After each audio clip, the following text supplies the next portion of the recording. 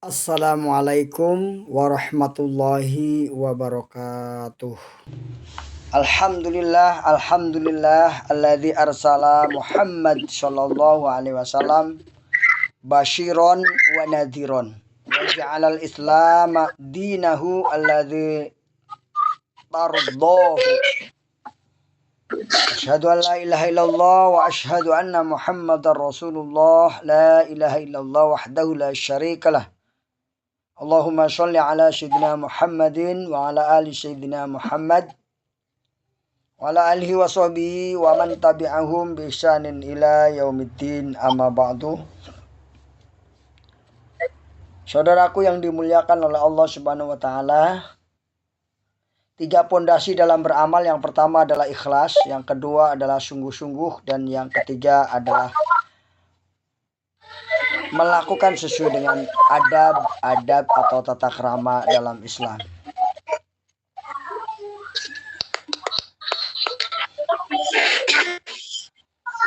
Agar kita bisa ikhlas, maka jalannya adalah membersihkan hati.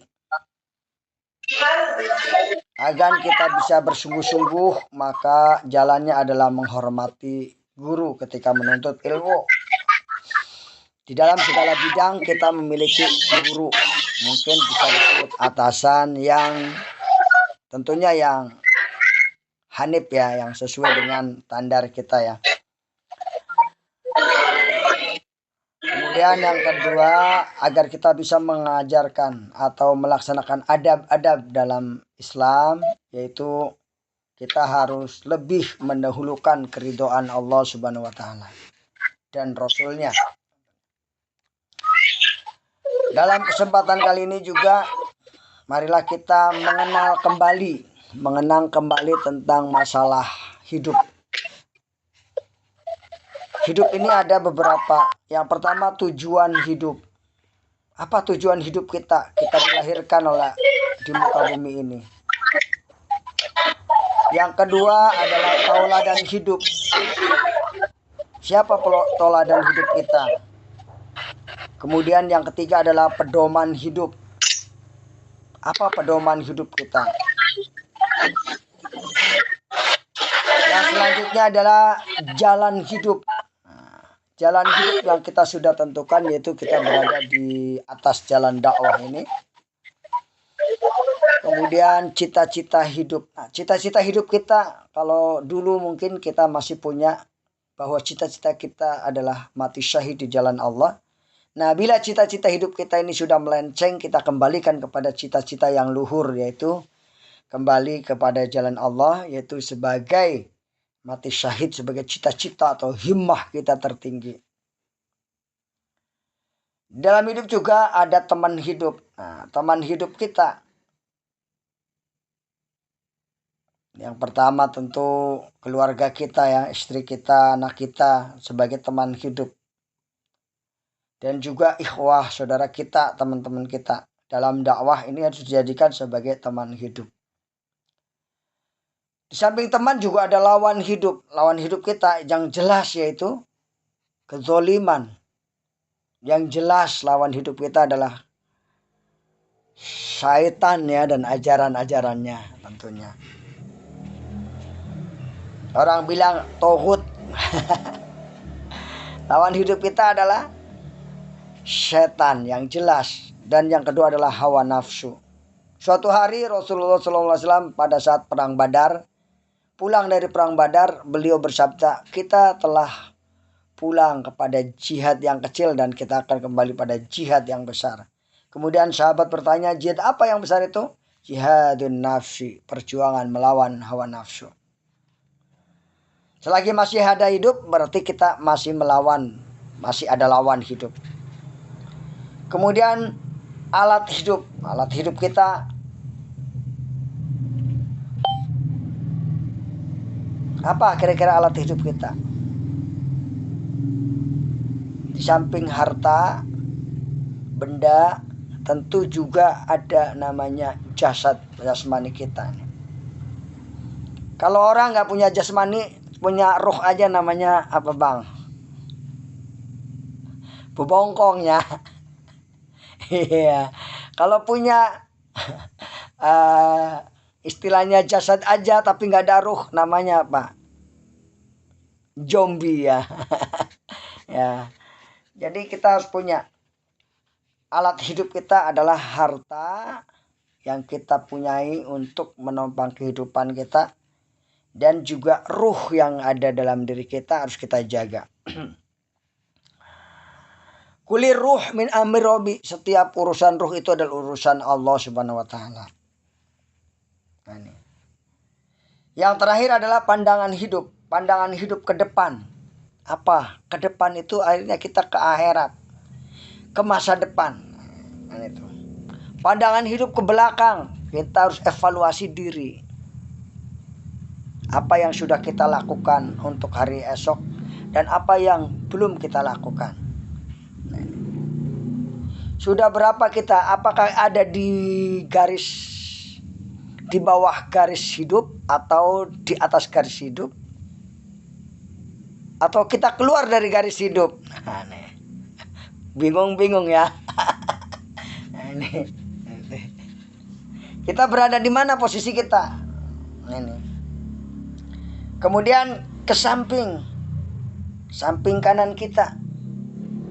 Orang bilang mungkin mad'u kita ya, ke kanan dan ke kiri. Nah, ini.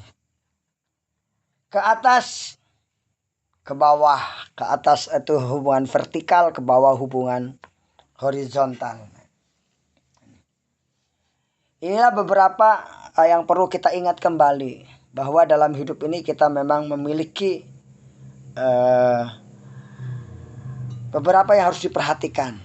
Mungkin sudah materi ini materi awal, tapi kita harus ingat kembali apa tujuan hidup kita, orientasi hidup kita. Dulu kita mendapatkan materi orientasi hidup waktu mabit ya, sehingga kita bisa, oh begitu habis mabit, keteguhan keimanan kita makin tajam dan kita jadi istiqomah dalam dakwah. Toladan hidup ini bisa ada di dalam materi yaitu ma'rifatul rasul ya. Pedoman hidup ada di materi tentang Al-Qur'an sebagai dusturuna gitu. Nah, pada kesempatan kali ini besok kita juga akan di training tentang Al-Qur'an. Makanya kita mungkin agak layak kita membahas tentang Al-Qur'an ya. Kenapa? Karena Al-Qur'an adalah suatu pedoman bagi hidup kita. Gambaran kecilnya, kalau kita beli mobil atau beli motor pasti mempunyai buku servis atau buku pedoman. Bagaimana kalau motor itu tidak diservis sesuai dengan pedoman, asal-asalan? Kira-kira motor akan bagus atau rusak? Tentu kita bisa menjawab, pasti akan rusak. Nah, begitu juga dalam hidup kita. Kalau kita tidak menggunakan pedoman Al-Quran yang Allah turunkan, Allah ciptakan alam begitu besar, Allah ciptakan manusia begitu banyak, beragam. Kalau Quran gak dipakai, tentu hidup kita akan kacau. Ya, maaf-maafnya. Terjadinya banyak keracunan, ya itu bukan kesalahan sistem, tapi itu ada oknum-oknum yang sengaja tidak sesuai dengan aturan gitu. Nah, dalam hidup kita ini juga banyak yang keracunan dunia. Seharusnya kita berjuang untuk Allah, tapi kita hanya berjuang untuk keluarga saja tanpa memikirkan dakwah. Nah, itu juga termasuk keracunan dunia ya. Itu. Sehingga ketika orang mau berangkat berjuang itu, Allah mengatakan araditum bil hayati dunya. Apakah kamu lebih mencintai dunia gitu. Dalam surat At-Taubah disinggung sekali ya, 924 gitu. Ya ayyuhalladzina amanu. Gimana? Coba Pak Isnan dibuka. 924. Surat At-Taubah 924.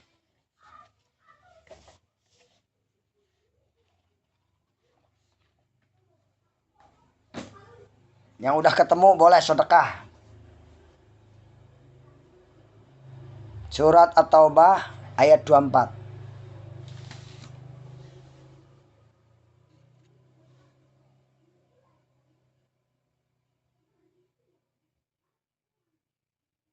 Silakan.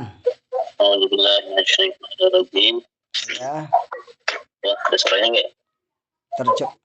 Ayatnya. Ada Sama suaranya terjemahnya. Halo?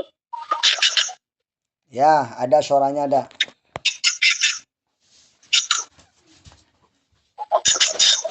Qul in kana abna'ukum wa ikhwanukum wa azwajukum wa ashiratukum wa amwalun iqtaraftumuha wa tijarah تخشون كسادها ومساكن ترضونها أحب إليكم من الله ورسوله وجهاد في سبيله فتربصوا حتى يأتي الله بأمره والله يهدي إلى الفاسقين. Katakanlah Nabi Muhammad, jika bapak-bapakmu, anak-anakmu, saudara-saudaramu, pasangan-pasanganmu, keluargamu, harta kekayaan yang kamu usahakan, dan perniagaan yang kamu khawatirkan kerugiannya, serta tempat tinggal yang kamu sukai, lebih kamu cintai daripada Allah dan Rasul-Nya, dan daripada berjihad di jalannya, tunggulah sampai Allah mendatangkan keputusannya. Allah tidak memberi petunjuk kepada kaum yang fasik. Nah, itu lingkungan hidup kita. Kita dikelilingi oleh hal-hal semacam itu. Ketika kita ingin meluruskan orientasi hidup kita, kita berada dalam kelilingan seperti itu. Itu. Jadi kita harus hati-hati gitu ya. Tantangan yang Allah berikan kepada kita bukan hanya dari luar, tapi dari dalam, bahkan dari keluarga kita. Gitu. Dari bisnis kita, ya. Dari sahabat kita. Nah, itu ada 8 tantangan atau 8 yang mengelilingi hidup seorang mukmin. Sampai ada sebuah hadis yang mengatakan orang mukmin itu akan hancur karena hasadnya orang mukmin itu sendiri gitu. Saudaranya yang hasad, hingga akan hancur. Nah, itulah teman-teman, sahabat-sahabat yang dapat saya sampaikan pada kesempatan hari ini. Mari kita kembali orientasi hidup kita hanya kepada Allah dan kembali kepada pedoman hidup kita yaitu Al-Quran dan Sunnah serta sirah Rasulullah SAW dan para sahabatnya yang betul-betul harus kita teladani. Semoga kita termasuk bagian orang-orang yang mewarisi keteladanan Rasulullah, mewarisi keteladanan sahabat, mewarisi keteladanan ahlil jannah. Amin ya rabbal alamin. Demikian yang dapat saya sampaikan. Apa yang benar datangnya dari Allah Subhanahu wa taala. Tentu yang salah dari ana sendiri mohon maaf. Billahi taufiq wal hidayah. Wassalamualaikum warahmatullahi wabarakatuh.